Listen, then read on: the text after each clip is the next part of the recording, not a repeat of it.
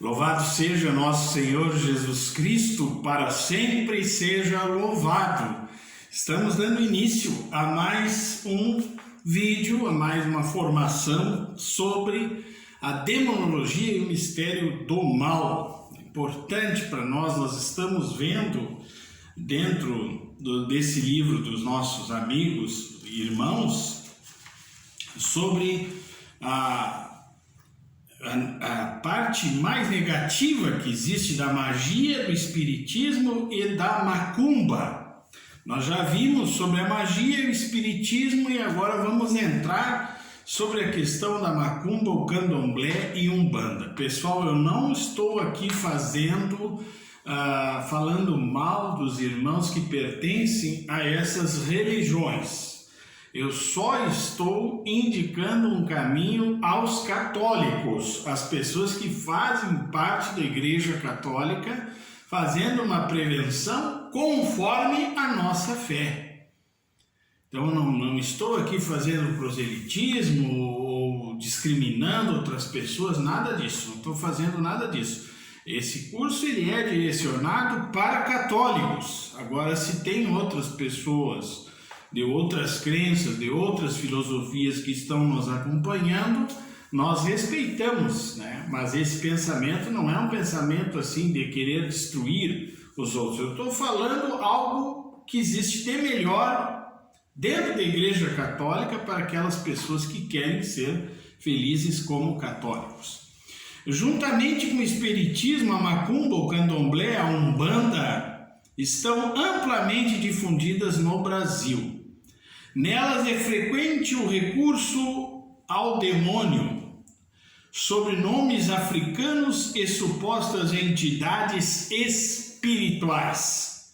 A macumba, o candomblé e a umbanda são diferentes formas de sincretismo de ritos e crenças pagãs africanas com elementos externos do cristianismo, imagens e invocações.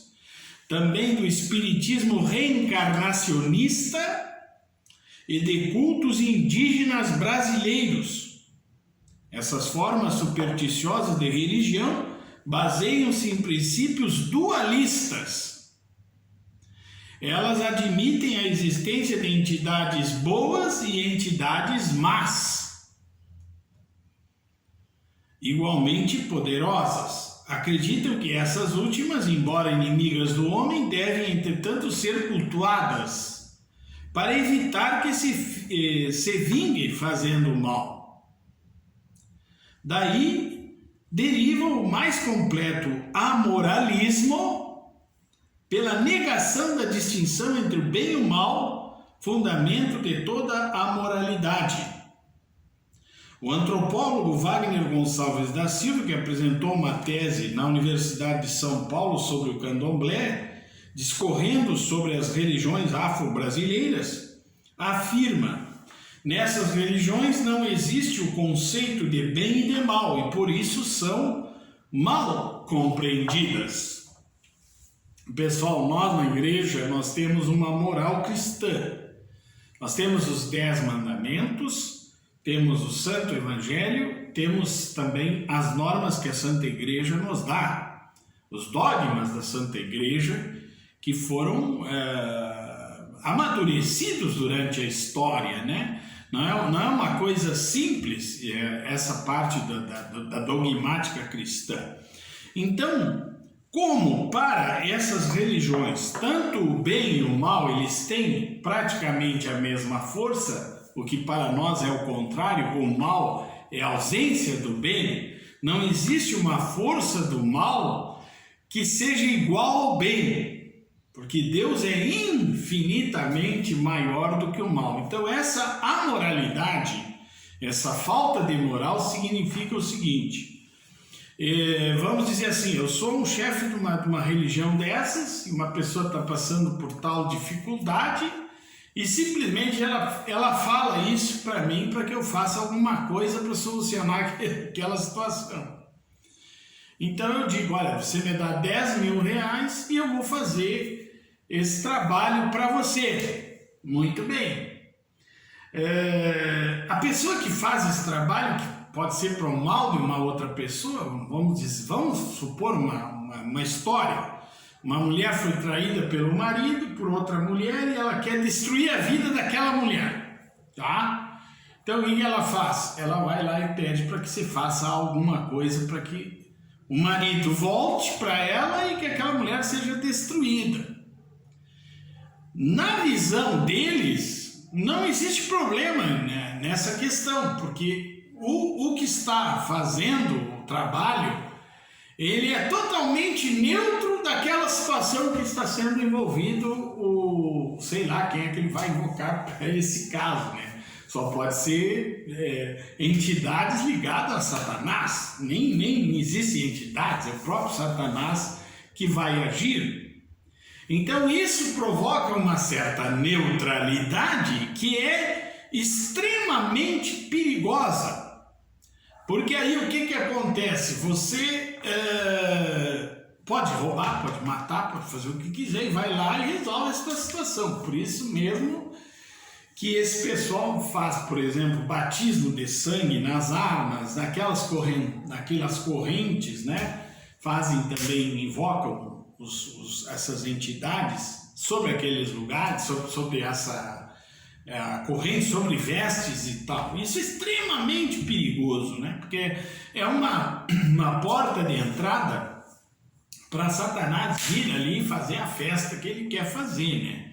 Então eu acho muito importante essa palavra amoral, que essa igualdade entre o bem e o mal provoca uma amoralidade, quer dizer, você pode trabalhar tanto com o bem como com o mal. Aí eles dizem assim, não, eu sou de uma linha branca, não existe só linha branca, se tu acredita na linha branca, existe a linha vermelha, ou a linha preta, né? Então é um risco violento que essas pessoas correm.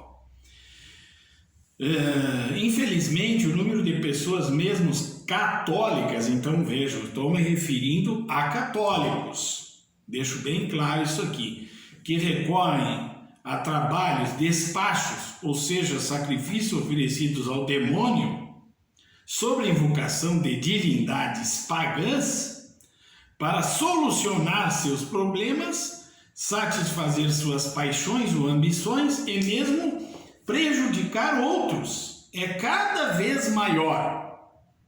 E isso em todas as classes sociais. Por exemplo, nos últimos anos, por ocasião das eleições para o preenchimento de cargos políticos em todos os níveis, grande número de candidatos recorreu publicamente a pais de santo, médiuns, videntes, etc., conforme noticiou a imprensa. Então, pessoal, católicos, não façam esse tipo de coisa e não considerem essas religiões sendo religiões amigas da igreja, de dizer assim, não, mas eles até receberiam um padre lá com todas as honras e pompas, né? Alguns membros têm que ser batizados, têm que fazer primeira comunhão, porque eles, no pensamento deles, a igreja católica é maior do que eles, vamos dizer assim, é uma coisa muito, muito estranha. Mas nós temos que evitar. Não a amizade com as pessoas, o respeito, o carinho, não é isso. Mas evitar qualquer tipo de coisa dessas que são, depois, nas possessões demoníacas, os demônios dizem que foram nesses ambientes que aconteceu a porta de entrada para que a pessoa se perdesse.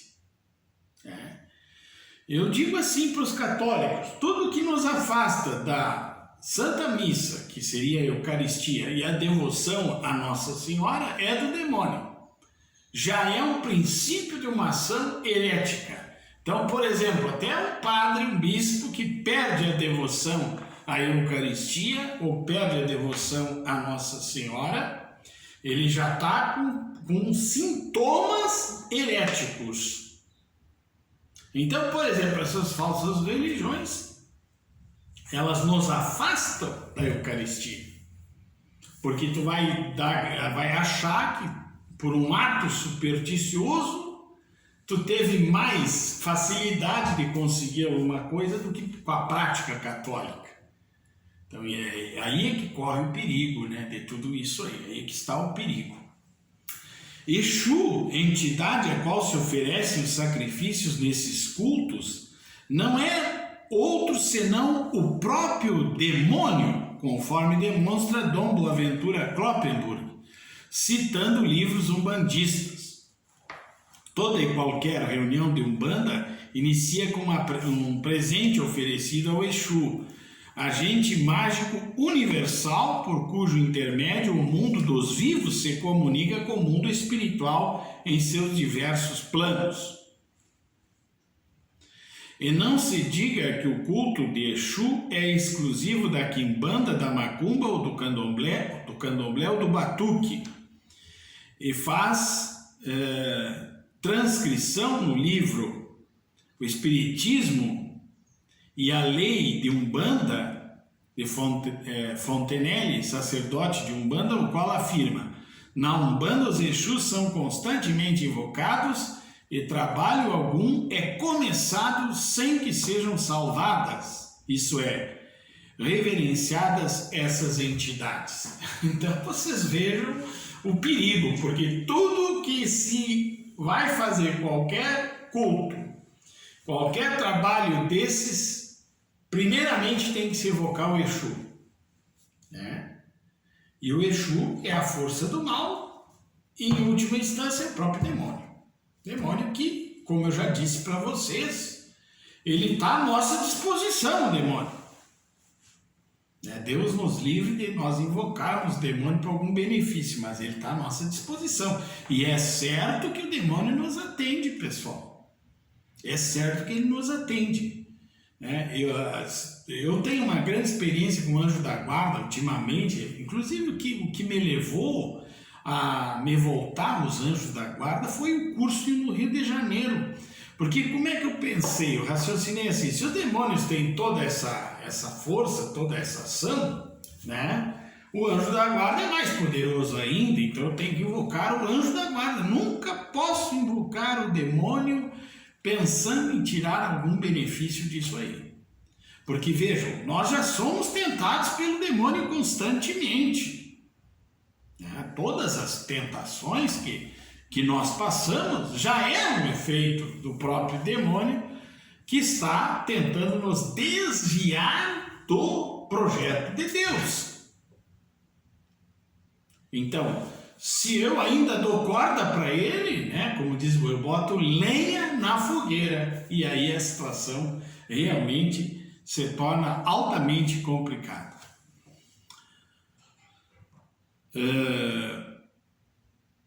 Novamente o Dom Kloppenburg disse assim: o senhor Aloysio Fontenelle, sobrenome italiano infelizmente, e outros doutrinadores de Umbanda identifica-se mais os Exus com o que nós católicos denominamos demônios, onde descreve a história da revolta dos anjos chefiadas por Lúcifer. Esses anjos revoltados são os Exus. As pessoas que se envolvem com as práticas da macumba ou de macumba, candomblé e umbanda podem estar certas de que é o próprio demônio a que estão recorrendo, sob nomes exóticos. E não poderia ser de outro modo, visto que os únicos seres inteligentes que existem no universo são além do próprio Deus, obviamente. Os anjos, os demônios, que são anjos decaídos, e o homem. Se o homem recorre a outros seres inteligentes e superiores a ele, e que não são nem Deus nem os anjos, só pode estar recorrendo ao demônio ou aos demônios. Aqui nós temos uma coisa muito séria, pessoal. A própria Revolução Francesa, que às vezes eu comento com vocês, e hoje temos aí o Centro Dom Bosco, os grandes estudiosos sobre isso, professor Carlos Tolgué, vários que se dedicaram a mostrar essa realidade da mudança da Idade Média para a Idade Moderna com o Iluminismo e Revolução Francesa, que foram altamente prejudiciais, porque aí começou um certo relativismo altamente perigoso, que levou as pessoas a admirarem, né, os demônios, e eu diria até esse naturalismo que nós estamos vivendo hoje, né, naturalismo, ou o egocentrismo, onde o homem é o centro de tudo, é altamente perigoso, porque ele sempre se associa ao demônio nessa questão. Então, por exemplo, lá nessas seitas secretas, né, mais também no satanismo, o demônio ele é adorado, porque eles adoram o demônio como um deus, né? Porque o que o demônio que ele quer? Tomar o lugar de Deus. A maior satisfação dele é ser considerado um deus, porque quando São Miguel venceu a batalha, a frase de São Miguel, quem como Deus? O demônio quer isso mesmo. Bom, existem outras práticas supersticiosas que são altamente perigosas, muito correntes em nossos dias e na nossa pátria, que são adivinhação, astrologia, não como ciência, né? Astrologia é aquele negócio de constar, ver o que os astros dizem e assim por diante. Também a questão, pessoal, dos signos. O Novo Catecismo da Igreja condena como pecado contra o primeiro mandamento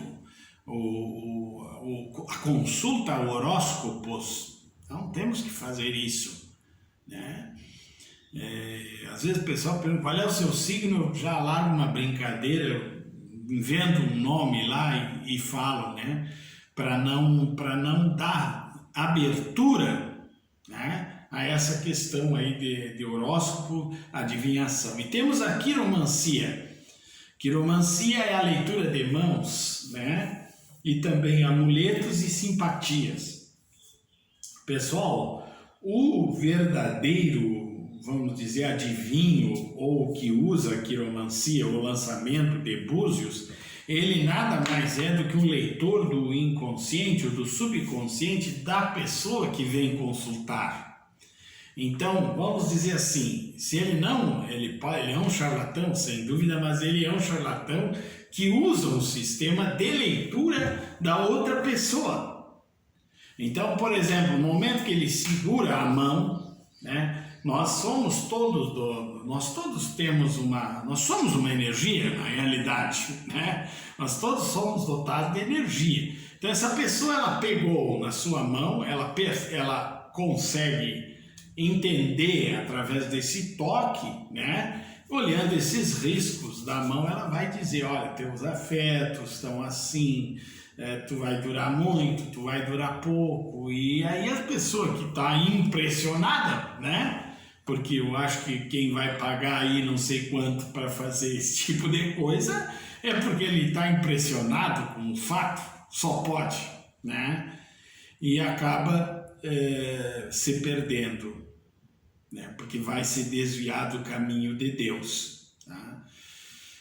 Bom, amuletos, não sei se eu já comentei com vocês em diversos exorcismos, né? O demônio, ele denuncia, né? Ele denuncia essa questão dos amuletos.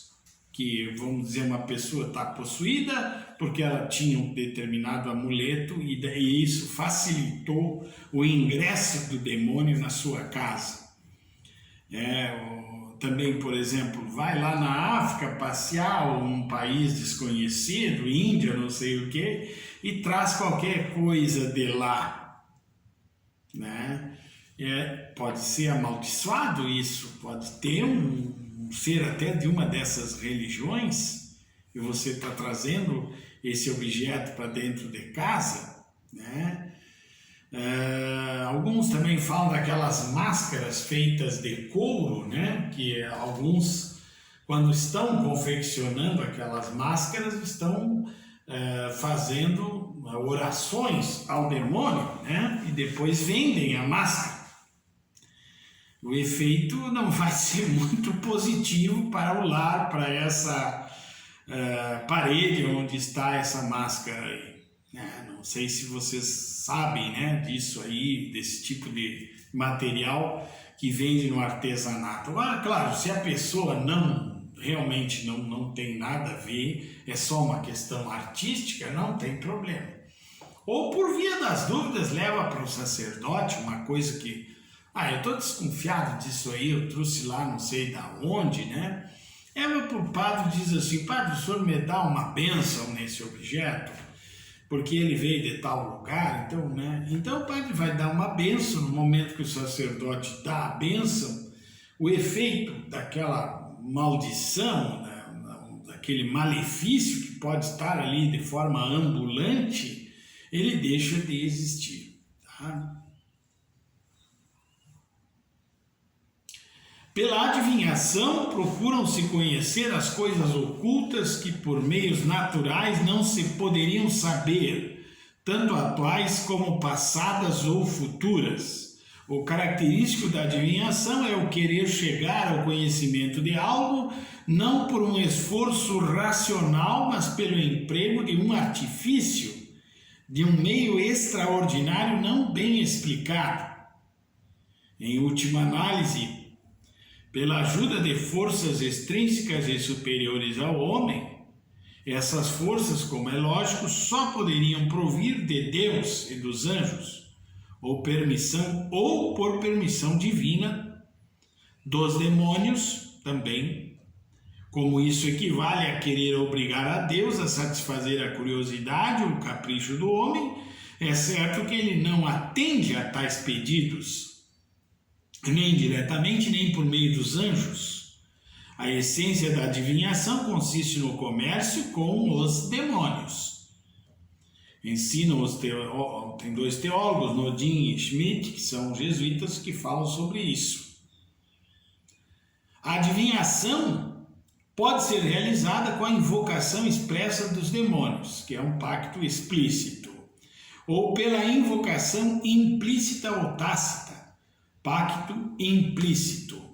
Pode fazer então de maneira clara ou de maneira obscura.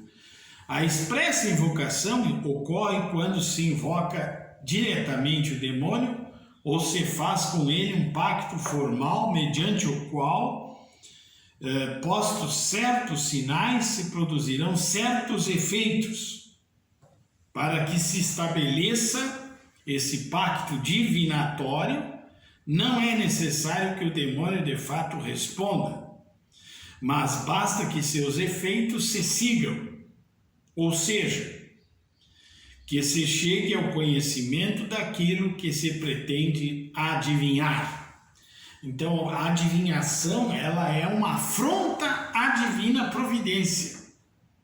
Tá? Se vocês me perguntarem por que a adivinhação é pecado, porque ela é uma afronta à divina providência. Deus está providenciando tudo por nós no tempo presente. Deus é, não é Deus existe, Deus é. Para ele não tem tempo, tá? Então nós estamos sob a proteção divina de Deus. O Salmo 22, o Senhor é meu pastor e nada me faltará. Então, no momento que eu quero adivinhações, eu me preocupo com adivinhações, o que eu estou incorrendo? Eu estou desconfiando da bondade de Deus, eu estou colocando Deus no segundo plano.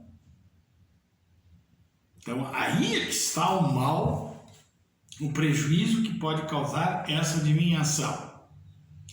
Entende-se que ocorreu invocação implícita do demônio quando alguém, para conhecer algo, usa de meios ineptos para essa finalidade, os quais, como ficou acima explicado, nem pela natureza, nem por instituição divina ou eclesiástica, tem a força de produzir os efeitos desejados. Claro, porque na realidade é tudo uma mentira que está sendo sucedida como algo verdadeiro, porque o demônio ele faz isso, pessoal. O demônio ele mente como se fosse verdade, para a gente poder acreditar e achar que aquilo ali é uma coisa boa e não vai me atingir, né?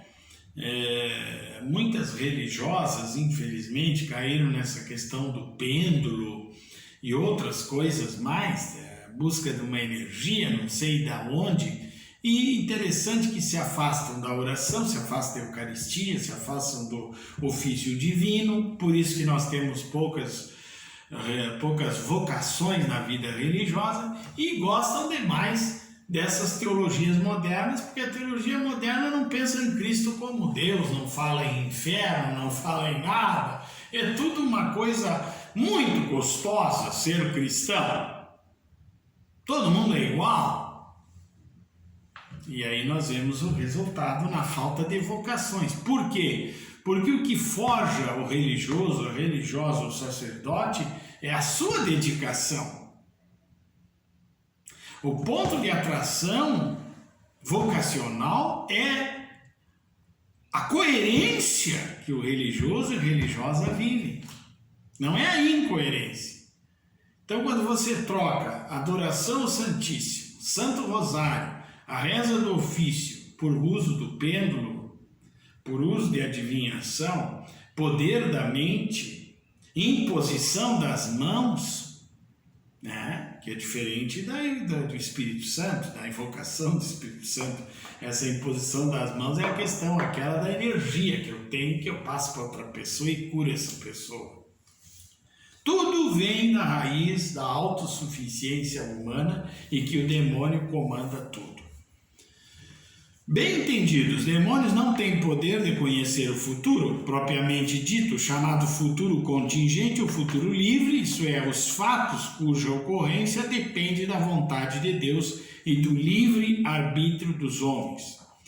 Esses nem os anjos do céu o conhecem, mas sendo seres superiormente inteligentes, eles podem deduzir qual será o desfecho de acontecimentos cujas causas, uma vez postas, chegarão ao seu termo de determinado modo. Isso é chamado de futuro necessário. Ele prevê esse futuro do mesmo modo que um cientista que conhece as leis da ciência, as quais são como que mistérios para o comum dos homens, e mesmo para homens instruídos, porque são especialistas daquelas matérias e sabem o que ocorrerá de acordo com essas leis. Assim, determinadas condições, se não houver fatores adversos, produzirá necessariamente a planta correspondente no tempo certo, o mesmo quanto o desenvolvimento de certas doenças e etc. Então é muito simples de entender a questão da adivinhação que o demônio inspira essas pessoas por intuição. Vamos dizer assim, ele vê uma realidade de uma pessoa, uma realidade de outra pessoa. E ele sabe que essas duas pessoas vão ter, se elas se unirem, vai ter uma briga. Né? Porque ele ele intui aquilo e pode passar para essa pessoa que está fazendo a adivinhação. Então, tudo isso que nós estamos vendo, né, é extremamente perigoso, pessoal, extremamente perigoso. Eu estou expondo isso para que fique bastante claro, porque muitas pessoas têm me perguntado, né, onde está o efeito real dessa superstição, dessas coisas, como é que pode acontecer isso? Quando você trabalha por Deus, você faz as coisas por Deus e se sacrifica, porque a porta de Cristo é a porta estreita, pessoal, não é a porta larga. Não é a porta larga, mas entrando na porta estreita é a porta de Cristo, é a porta do crucificado. Né? Então tudo aquilo que envolve facilidades, eu faço, né? Quando entra a primeira pessoa do singular, o eu, ele é tremendo, né? E a gente vê que isso é que a sociedade valoriza, o eu, né? E desculpas, inclusive, em relação a isso. Grande abraço, então, e vamos encerrando. Temos mais assuntos referente a esse fato aqui da superstição e assim por diante, mas até a próxima gravação. Deus vos abençoe e divulguem sempre o nosso canal e passem para os seus amigos. Grande abraço!